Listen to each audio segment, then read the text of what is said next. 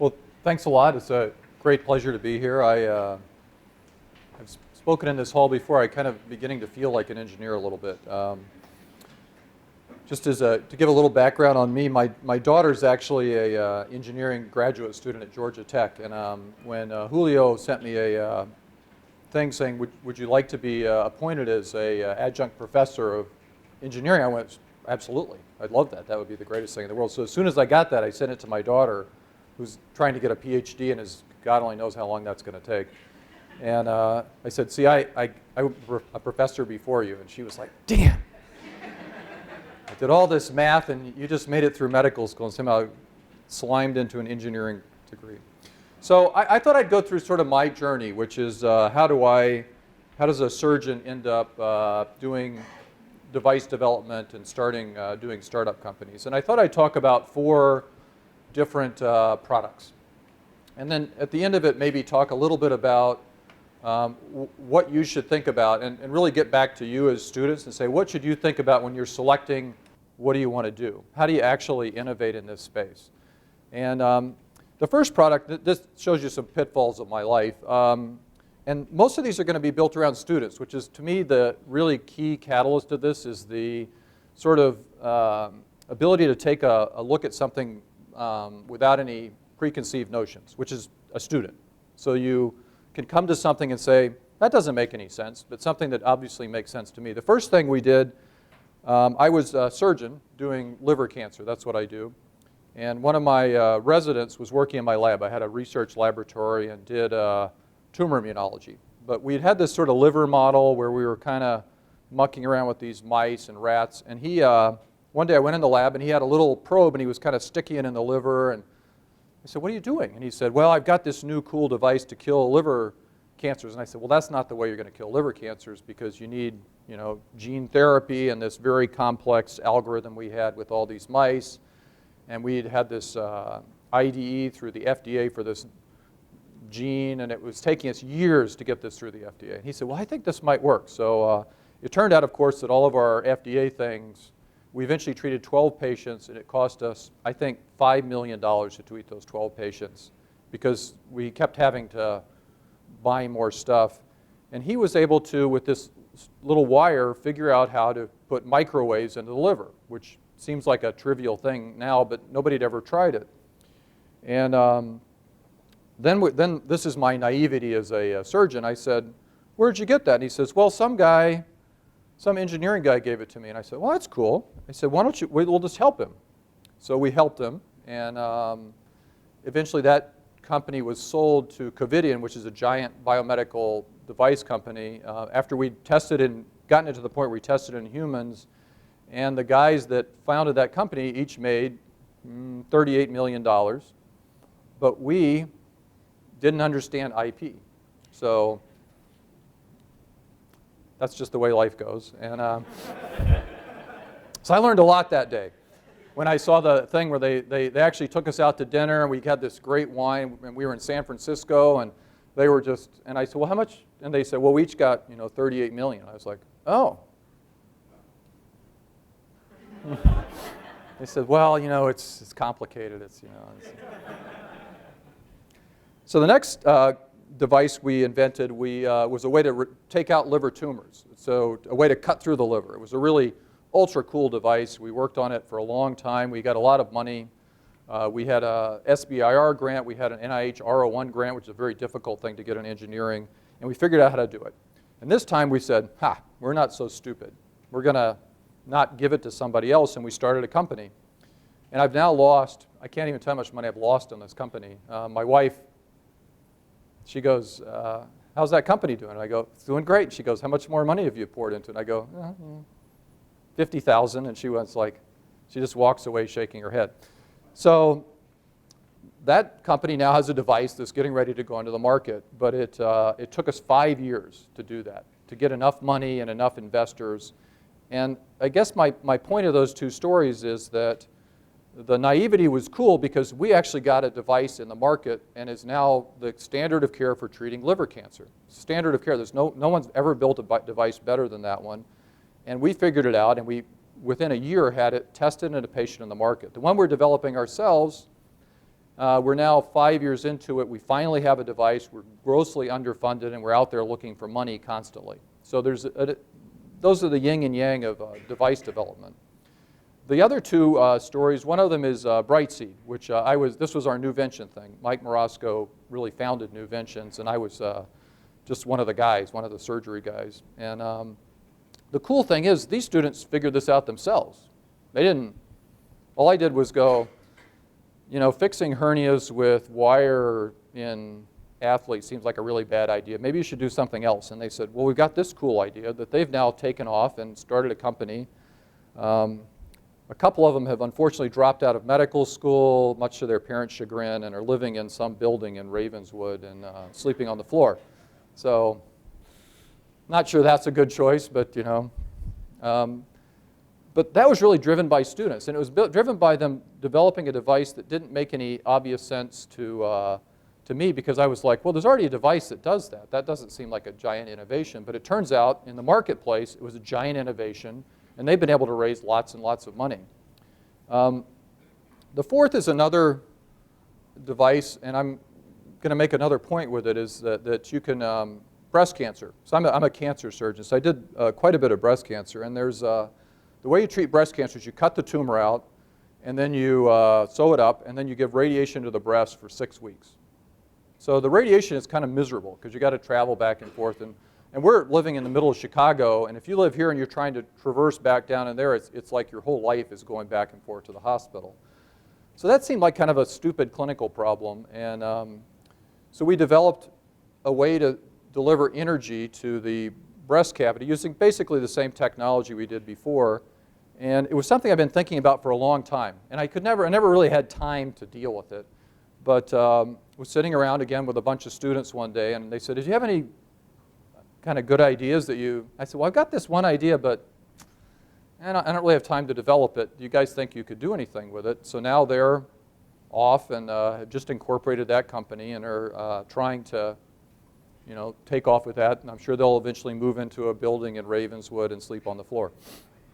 And I guess my points, and I told Ed I wouldn't talk too long, are that the key to all those innovations was a look from outside, was you guys, students, looking at it from outside. And the other key is me. You've got to find me, someone like me, that can look at a clinical problem and say, and this is just purely medical device development, say, that's a problem and that's not a problem. So if you have those two ingredients, you're sort of set, because you guys know how to do stuff. You know how to find people to do stuff. And I know what the problems are. And you just have to make that connection, which is what Julio was talking about. I love coming up here. I like Evanston. It's fun, but it's a miserable drive, you know, the usual thing. But there's a lot of people like me. The trick to me is that I can look at something and figure out what works and what doesn't, mostly because I've developed that stupid device that the other company commercialized, so that I learned a lot from that. And once you have those two things, then you have to figure out if whatever your invention is has value. And that, to me, is the giant step that people get trapped in. They have this great idea, they have a prototype, they're almost there, and then they have to raise money. And that's such a gigantic hurdle. And one of the things that Northwestern has is the ability to sort of bridge that a little bit. Not completely, but they have access to people. They have access to money. They have access to space. And one of the real, and Julio talked a little bit about Stanford and MIT. I actually like this environment. I kind of like it better here. I was in Wisconsin before this, which has kind of the same setup, engineering school, medical school, law school, business school, all great. I kind of like that environment where everything's not set for you.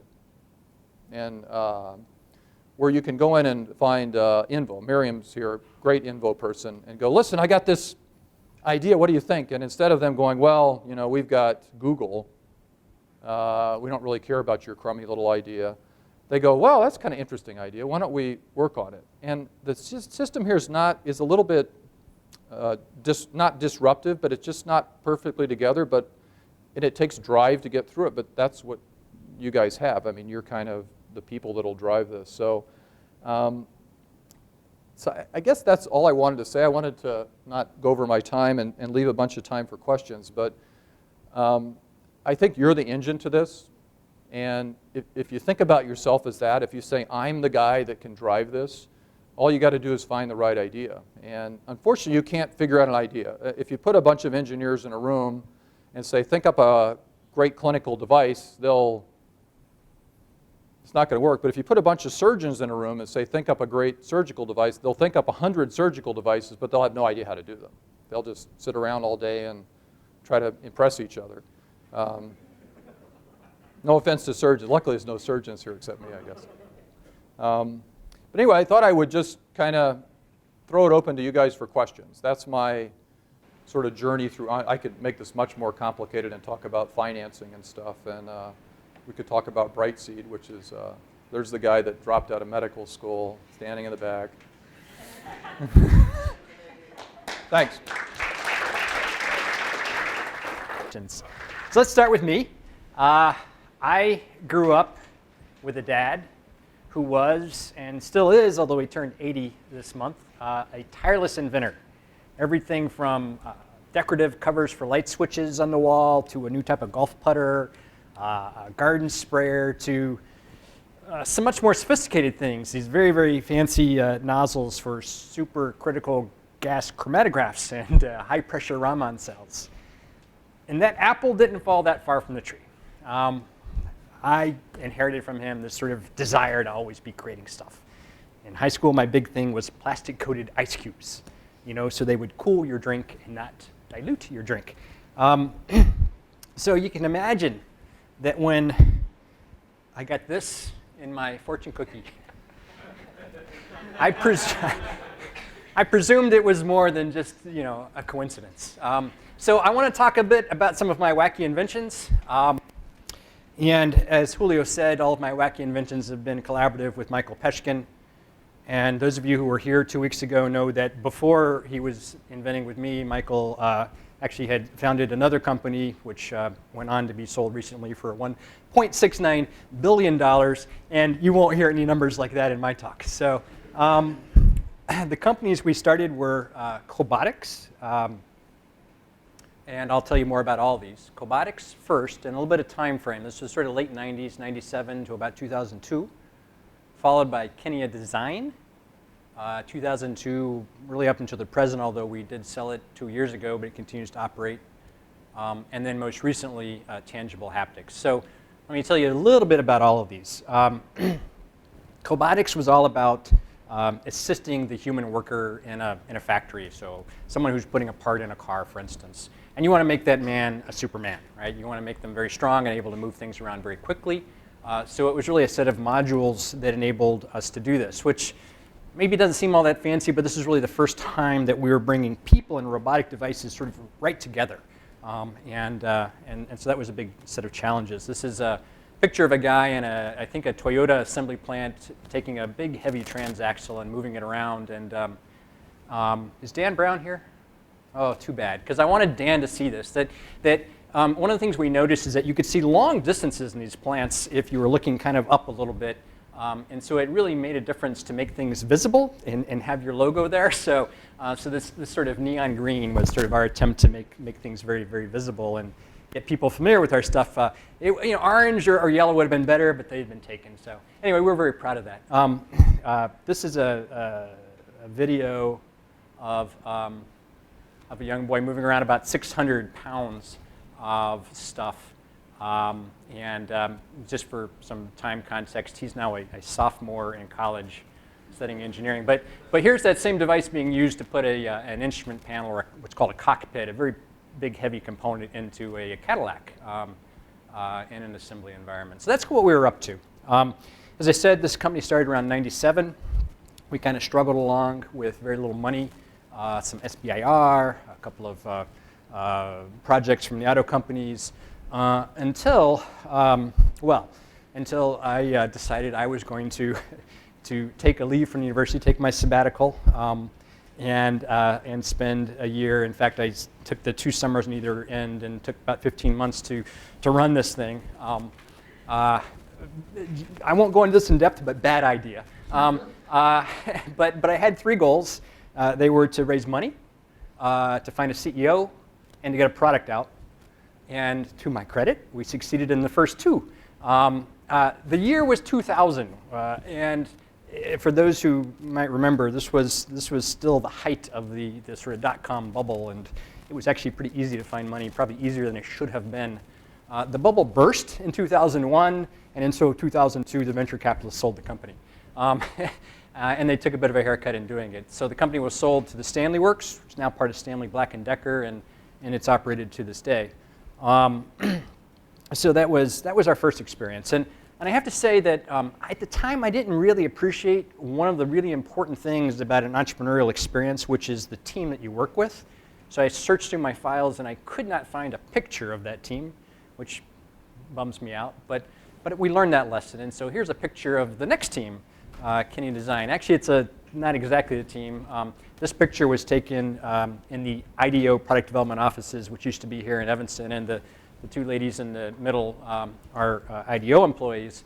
But you see Michael and myself, Michael looking quite youthful. And these two guys had been part of the cobotics team. So, and frankly, this guy here was part of the Mako team in Michael's first company. It's Julio Santos. And so we were pretty thrilled that they actually chose to re-up and do another one with us. This is Dave Brown. Dave, until a couple years ago, was on our faculty in physical therapy, and he was really the visionary behind this company. And standing behind him is Ela Lewis, who's a physical therapist who worked with them. And in this video, you'll see Ela using the first device that our company developed, which we called the Kenny Assist. The basic idea, and this was Dave's vision, was to enable the physical therapist through the use of robotics. And so this gentleman is a stroke survivor, and Ela is challenging him with some pretty fancy dance moves here that she never would have, in a way she never would have been able to do had it not been for that robot that was there ensuring that he wasn't going to fall, keeping him safe, but also keeping very much out of his way, letting him move as naturally as possible. So that was the technology.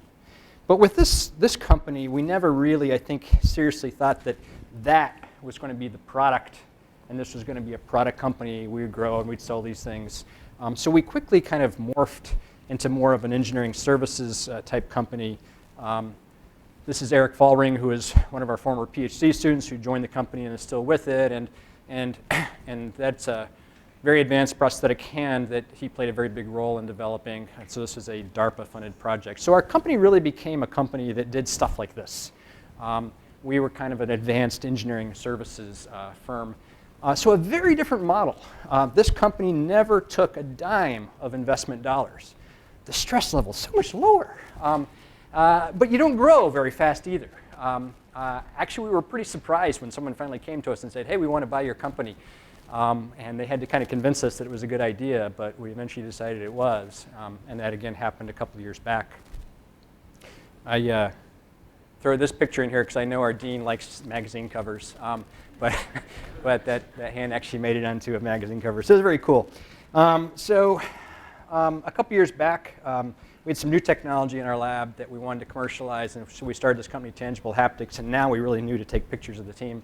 This picture was taken in March of this year when we finally raised some money, because this is yet again a company where we plan to hit it big. And I won't talk in great depth about what we're doing, but anyway, this is the initial team. We're a couple more people than this now, and well, broadly speaking, what we're doing is we're trying to develop technologies that will let you feel and experience through the sense of touch the things that are on the screens that you interact with. So that's a story that's most of which is yet to be told, but we're pretty excited about it. So I want to share with you now just sort of 4 lessons that I've learned through this. And the first really leverages off a discussion that was had 2 weeks ago, which was the to MBA or not MBA question. That is, if you're a tech startup, do you want that MBA, on your team or not? And I think Greg was very proud to profess that Quest Tech was an MBA-free zone. And so I wanted to add my own 2 cents on this, which is if they look like that, you just don't want them, right, on your team. So, but at the same time, Bill White actually asked me, sort of gave me a theme here, which is broadening your horizons. And so here's another fortune cookie. you will do well to expand your horizons. And frankly, I think one of the joys of being involved in a startup is that you come face to face with the world and all of its complexity, all of its nastiness. Technology, as we see it in our labs, really is often kind of in an ivory tower, if you will. And to deal with that, to sort of match the technology up to the resources that are available, to the markets that are available, et cetera, takes a wide variety of skills. It takes a wide variety of experiences to be brought to bear. And so part of the joy for me has been being part of teams that are more diverse than the typical sort of team that I'm a part of here in the university environment. So, and that includes MBAs. Now, I've thought about this a bit. Someday, maybe I'll be a venture capitalist, and teams will come to me. And so, if a little tech startup comes to me, and it's clear that some MBA is the guy who's calling the shots, then I'm going to be pretty suspicious. On the other hand, if it's clear that a guy like me is calling the shots, I'm going to be much more suspicious, right? I think that the point I'm trying to make is that to make good decisions requires a broad base, a broad set of contexts and experiences coming together. And so I encourage you, as you go off and do your startups, to think about that and think about bringing in the right sort of people and building the right sort of teams. But building that sort of robust team is, I think, one of the joys of being involved in a startup. And so I think about all the sorts of people that I've been able to interact with over the years, from salespeople to accountants and lawyers, and to really get to know and work with closely in a professional context. I never expected that to be part of the joy, but it is. Next lesson. I'll get to this in a moment. I have to tell you a story. So when Michael and I started Cobotics, it was actually called Collaborative Motion Control, and we started it with one other person who was a former student. He'd been a master's student of ours. And in the early going, we had a little bit of funding from Ford, and it was enough for him to work full-time, and we were still doing our professorial duties. And so he was going out into Detroit and getting into plants, and he was starting to see things. He was starting to see things about the way people worked that gave him pause, made him think differently about what we were trying to accomplish. And I wasn't seeing all this. And so our perspectives began to diverge a little bit. He came into my office one day and said, I think we're trying to build a Cadillac, and all they want is a Yugo. And I don't know if anyone remembers the Yugo, okay? Late 80s, early 90s, imported from Yugoslavia. You could buy one for under $4,000. You got what your money gave you. It was crap. I mean, it was a terrible car. And for him to come and say, they want Yugo, I mean, this was my technology. This came out of my lab. This was my passion. I was devastated. I said, I want no part of Yugos. And so I'm not going to sort of, the moral isn't that he was right and I was wrong, or I was right and he was wrong. The moral is that, I guess we were both wrong. It's really important to get out there and understand the context of use of the technology. It's really important to do that. Now, he was doing that, but he didn't necessarily have that sort of depth of experience and understanding of what the technology could do that Michael and I did. And to our discredit at the time, we weren't out there so much. Eventually, we kind of got the idea, and we started getting out there in the world and understanding how people would make use of the technology. And it, in fact, changed our conception of sort of what the right technical solutions were greatly. So we didn't end up building Yugos or Cadillacs, but building things that sort of met the need. And so that's part of the lesson, but there's really kind of a part two to lesson two, which is that this had a pretty big influence on my outlook on life and what I thought was important for an engineer to understand. And some of you may know that around this same time, around late 90s, early 2000s, I was pretty involved back here, not in this building because it didn't exist, but back here at Tech with something that's now called DTC. So it was called Engineering Design and Communication, the freshman program. And then from there, a variety of other things. Now with that freshman program, at the time I was working closely with Greg Olson, who spoke a couple weeks ago, and also with Dave Kelso. And Dave is probably one of the most successful entrepreneurs that is a member of this engineering school. And so they had these perspectives, and I was getting this perspective out there in the world that, hey, you really got to understand the context and bring that in and find the right meshing of that with the technology. And so that had a great deal to do with the way that we shaped the development of that freshman course, which Bruce Ankerman has done such a great job of taking over and running with, and then subsequent things leading up to the Siegel Design Institute. So I'm proud that I learned some things that actually have informed my teaching.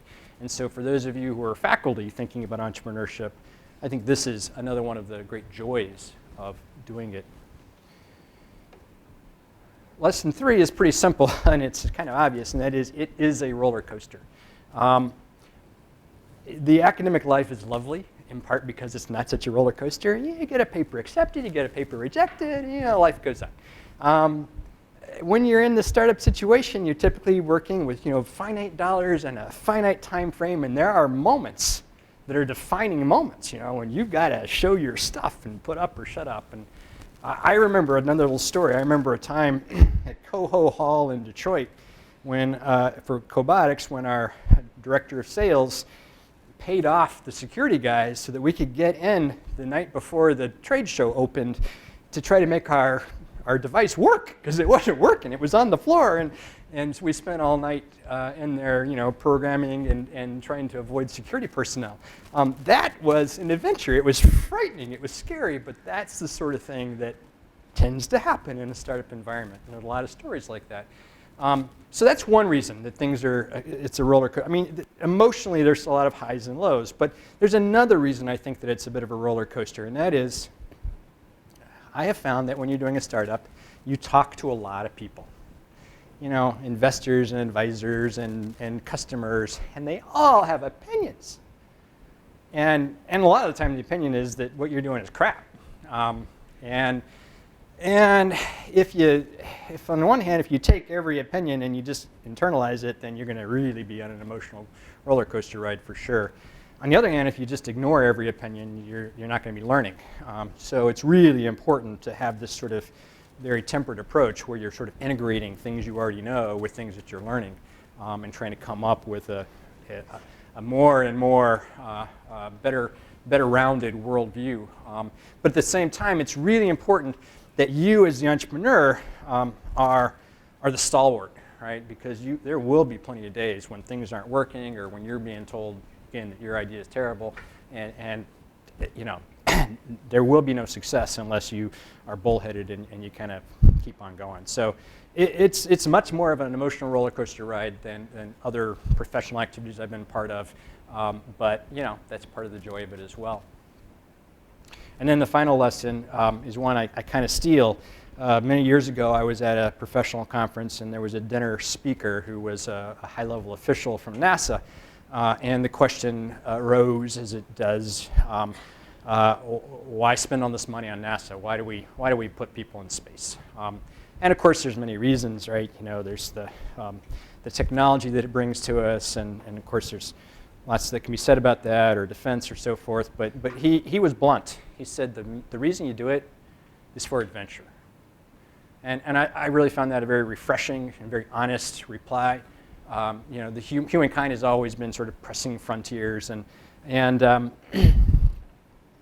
so what I can tell you, if you're thinking about being an entrepreneur, is that you may or may not make your 38 million, right? You may or may not get your technology out in the world, but you will have an adventure. So those are my thoughts. Thanks.